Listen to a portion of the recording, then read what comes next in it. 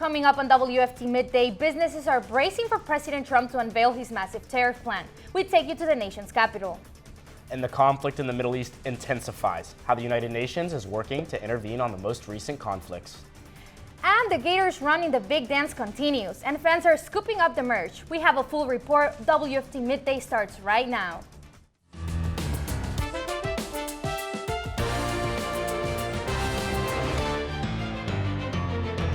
Watching WUFT Midday. Businesses are bracing for President Trump to unveil his massive tariff plan on Wednesday, what he's branded as Liberation Day. Welcome to WFT Midday. I'm Maddox Forman. And I am Isabela Reinoso. This comes as the president presses forward with his America First agenda. 2 key states hold special elections today that could impact how easily he can accomplish it. NBC's Alice Barr is in Washington with the latest. Today, as the nation barrels toward President Trump's most sprawling tariff plans yet against all U.S. trading partners. Whatever they charge us, we charge them, but we're being nicer than they were.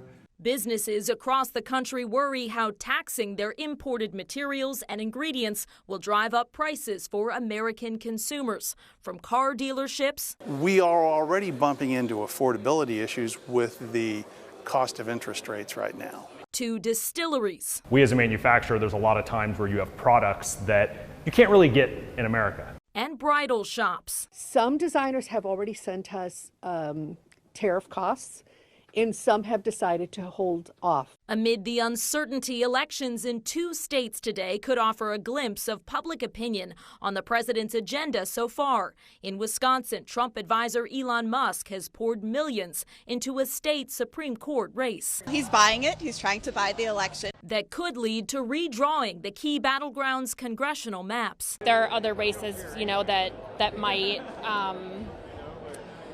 be swayed by what we decide here too. So we need to keep fighting. While in Florida, special elections decide who fills 2 congressional seats left vacant by Trump appointees, with Republicans eager to protect their razor-thin House majority. Some are voicing concerns over the Trump trade war's economic impact. It should be a level playing field. But I think in the end, a trade war doesn't help anybody. The White House short on details so far about how much each country will be taxed in this newest round and on which products, promising answers in a Rose Garden event tomorrow. In Washington, Alice Barr, NBC News. WFT's Isabela Salomon joins us live in the studio, and we understand a top Hezbollah commander was killed. That's correct. And this was the second time in just a few days that Israelis have fired in Lebanon. Health authorities in the Gaza Strip, which is ruled by Hamas, say that more than 1,000 people have been killed since the Israeli presumed fighting there. This is the first time in the past couple of days that the Israelis sent airstrikes north of Beirut. But almost every day they've been striking into Lebanon since that ceasefire back in November, meaning that truce still seems paused. The United Nations says that there is no longer any flour in the Gaza Strip, which is just weeks after the Israeli decided to cut off all additional foreign aid into the Strip. Palestinians in northern Gaza rallied for 2 days to demand an end to the war with Israel. Northern Gaza has been one of the most devastated areas of the besieged Strip since Israel responded to the Hamas raid on southern Israel in October 2023. Live in the studio, Isabela Salomon, WUFT News. The Gators men's basketball team are 2 wins away from another national championship, and I'm feeling a Gator fan fever that's nearing an all-time high. Gator fans are flocking to the University of Florida bookstore to pick up merch ahead of the Gators' Final Four game day this weekend. WFT's Jessica Nitti spoke to a fan who's stocking up before heading out to the big game in San Antonio. While Final Four gear hasn't arrived yet, fans are already stopping by to get a head start on the celebration. The UF bookstore says the official shipment will hit the floor Tuesday around noon, and employees are getting ready for the uptick in business. We're expecting this to be a huge event for us. We're excited. We're planning watch parties all over campus, pop-ups to sell Final Four gear, just a lot of hype and demand around this team. Gator boys stay hot, so we got to feed it. The bookstore says they're already expecting high demand from students, alumni, and visiting fans alike. And some fans aren't waiting around. They're packing their bags and heading straight to San Antonio to cheer on the Gators in person. My family is like a huge Gator family, so I know we're like all gonna be decked out. There's literally 18 of us going, like sitting all together, so we're definitely gonna show our Gator support just being there. Whether they're traveling or tuning in, fans are fired up for the Final Four. That was Jessica Nitti reporting. The Gators' Final Four gear is officially out as of 12 this afternoon. Sneezing, wheezing, and coughing. This pollen season seems to be intense for many who just want to take in the fresh air. WFT's Hayli Balgobin spoke to a Gainesville man at a local car wash who is ready for some pollen relief. If you find your vehicle is covered in a new yellow powdered coat, don't fret. Pollen season is in bloom, which means car washes are seeing more business. You are not seeing yellow. Pollen season is causing more damage than just allergy flare-ups. Vehicles are buried in pollen and need the extra scrub to clean it off. James Long says his SUV needed a little TLC. He and his wife live in an area with an abundance of pollen. So she asked him to take it to the wash. I live on 5 acres with all trees, so anytime, in the whole area there's trees going in and out. So yeah, we've got all kinds of pollen there, and so this is it right here. Cynthia Nazario Leary is an environmental horticulture specialist with the University of Florida Institute of Food and Agricultural Sciences. She says this is normal for spring. To me, it seems like a regular pollen season. I don't know. I mean, I think people sometimes forget because I feel like I've seen heavier pollen years. Medical experts advise consulting with a doctor if it's too much to bear. If you plan to be out and about, plan for pollen to be around. Either if you're washing your car by hand or by store. Experts say it's important to keep your windshields clean to drive safely. In Gainesville, Hayli Balgobin, WUFT News. It isn't just the pollen that's high. Temperatures are also above average this week. Many areas only cooled into the low 70s last night, and thankfully, UF forecaster Jadyn Bottini joins us now, and she says 90-degree temperatures are coming soon. That's right, temperatures are high and highs are getting into the 90s this week. It's feeling warm and muggy out there, and as we just saw, this pollen forecast is looking high. Pollen levels are high today, Wednesday and Thursday, so be advised for those seasonal allergies. This week, we're going to see a lot of pollen. Looking at campus right now, we see some clouds out there. A front is sitting over north central Florida. That's what's causing these clouds. Temperature 80 degrees right now, winds about 9 miles per hour. This is the system we're looking at that's causing these clouds. This cold front is sitting over north central Florida. We can see these clouds out to the west. It's going to cause us some isolated showers throughout the day today. For the rest of the evening, by 6 p.m., we're up to 84 degrees, cooling down in the 70s this afternoon. By 4 a.m., we're down to 68, but our temperatures are not dropping below that today, and that's the case for the rest of this week as well. Coming up, we're going to be tracking today's showers, highs in the 90s this week, and a muggy and humid week ahead as well. A woman in Marion County won big playing the Florida lottery. It was announced today that the 57-year-old from Ocklawaha claimed the prize of $1 million from Monopoly Secret Vault scratch-off game. She bought her winning ticket from a Bellevue food store. Across the country, there's a shortage of affordable housing for individuals in lower-wage jobs. In combating these concerns, Alachua has developed systems to create and aid in more affordable housing. Florida currently holds the largest state trust fund in the country for affordable housing. Compared to the rest of the state, Alachua has held stable housing costs. As of 2022, low-income renters made up the largest group of cost-burdened households in the county, excluding students. Manager of Florida Housing Data Clearinghouse Ann Ray says Alachua needs to increase affordable housing supplies throughout the community. And we really need neighbors to welcome affordable housing and affordable housing development in their communities so that people aren't having to commute long distances to Alachua County if they work here. The Gainesville Housing Authority is just one solution to providing affordable housing. The housing complex is dedicated to helping eligible individuals and families looking for low-income housing. For more information on how to apply for the public housing program, you can visit GainesvilleHousingAuthority.org. Current job seekers are invited to the 2025 Alachua County Job Fair. The job fair is on April 8th from 9 a.m. until noon at the Career Source of North Florida.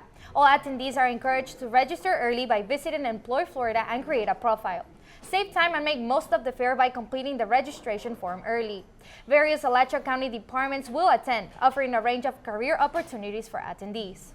The College of Central Florida is now offering students a guaranteed pathway to transfer to the University of Florida. The Going Gator partnership gives qualifying students the opportunity to earn an Associate's in Arts degree at CF and then have guaranteed admission into one of the 19 pathways in the UF College of Liberal Arts and Sciences. This includes majors such as English, History, and Sciences. CF is one of 2 community colleges to offer the Going Gators program. Santa Fe College also introduced the program late last year. Santa Fe College is hosting its Spring Career Fair April 9th. The 2025 Spring Career Fair is located at the Northwest Campus and will take place in Room R1 from 9 a.m. to 1 p.m.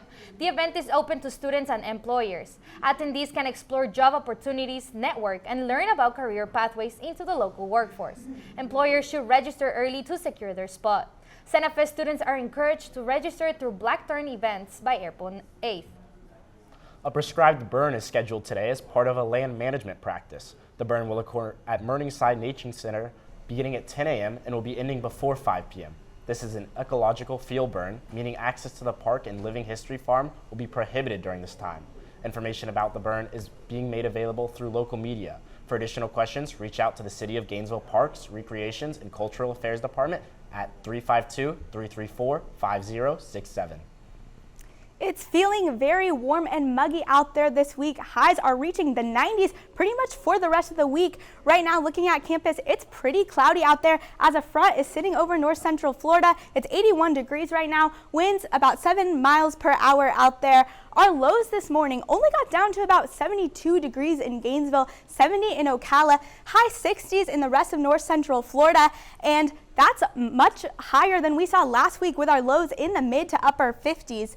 Our temperatures right now, 79 in Gainesville, 79 in Ocala, 81 in the Villages and Jacksonville, and we're warming up to the mid and upper 80s this afternoon. We'll be at 86 in Gainesville, 87 in Ocala, 85 in Bronson, and 86 in Jacksonville.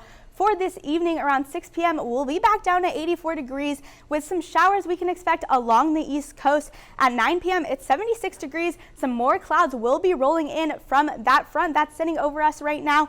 By midnight, it's going to be warm and muggy and 72 degrees. Here's this system. This is the front that's causing these clouds and isolated showers today. We see those showers and clouds off the west coast, and we're going to see some isolated showers. Let's check out the timing of them this afternoon. Here it is at 1 p.m. We see some scattered showers out there, lots of cloud cover. Heading into the afternoon, those showers move to the east coast, a little bit heavier rain there, but again, nothing too severe.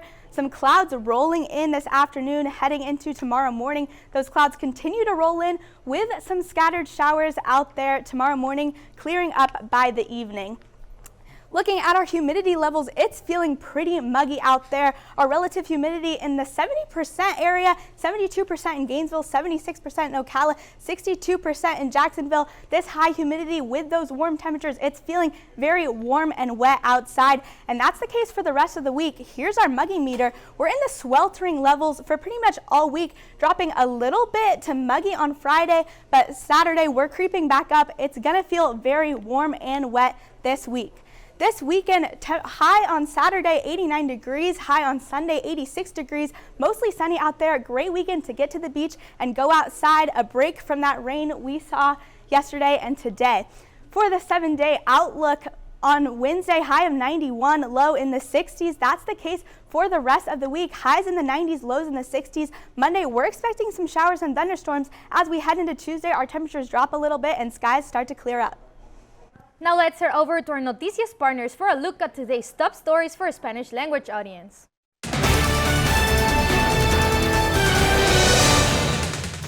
Hola, soy Natalia Kassar con tus noticias en 90 segundos. Se efectúan elecciones especiales para la Cámara de Representantes en Florida. Tras la renuncia de los congresistas de Florida, Mike Waltz y Matt Gaetz, hoy se lleva a cabo una ronda de elecciones especiales para elegir a 2 congresistas del Distrito 1 y el Distrito 6. Después de la renuncia de los legisladores para unirse a la administración de Trump, los republicanos se enfrentan a una decisión decisiva debido a los millones de dólares invertidos hacia la carrera de los demócratas, que podrían alterar el número de asientos ocupados por cada partido.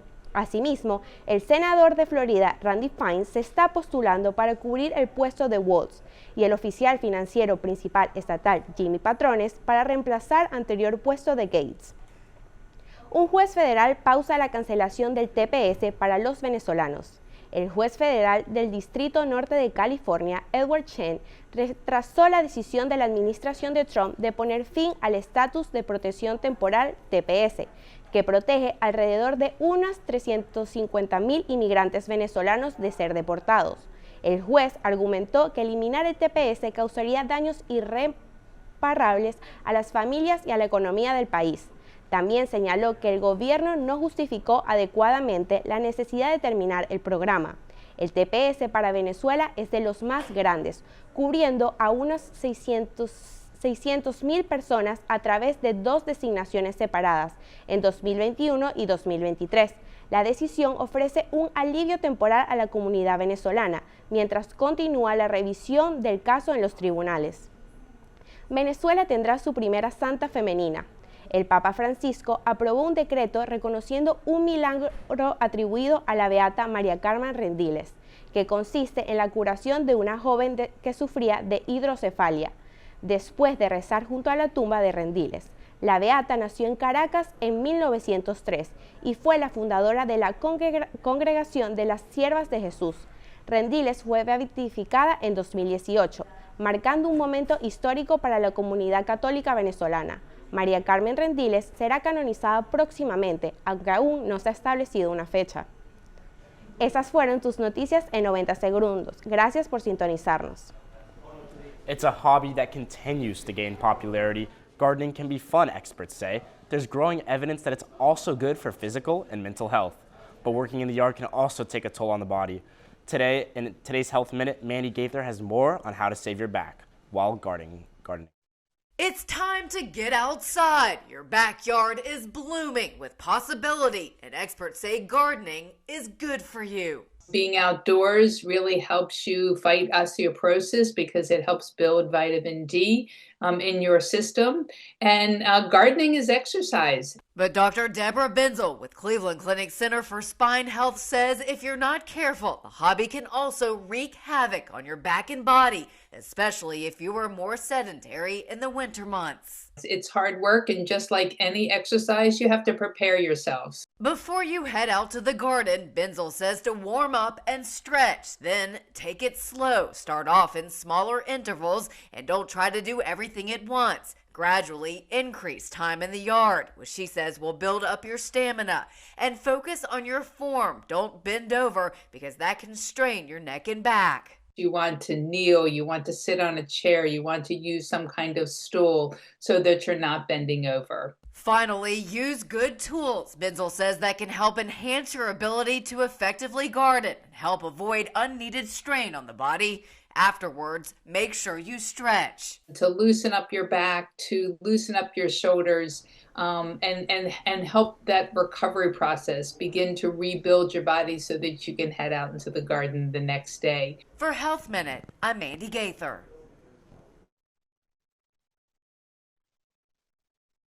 Look at what's coming up on First at 5 on Channel 5. Coming up on First at 5, a special election to fill former Congressman Mike Waltz's spot is wrapping up today. It's a race that has attracted national attention. And the city of Newberry is also holding an election next week with mayor and commissioner seats at stake. We're previewing that election tonight. Also, the city of Gainesville celebrated Transgender Day of Visibility yesterday. We take a look at some of the celebrations. Before we go, one last check on the weather. It's looking warm and muggy this week. Those highs getting into the 90-degree level and lows in the 60s. On Monday, we're expecting some showers and thunderstorms with a slight cool down and clear skies on Tuesday. Thanks for joining us for WFT Midday. We're back here tomorrow for another edition. We will see you for First at 5 on Channel 5. Have a great afternoon.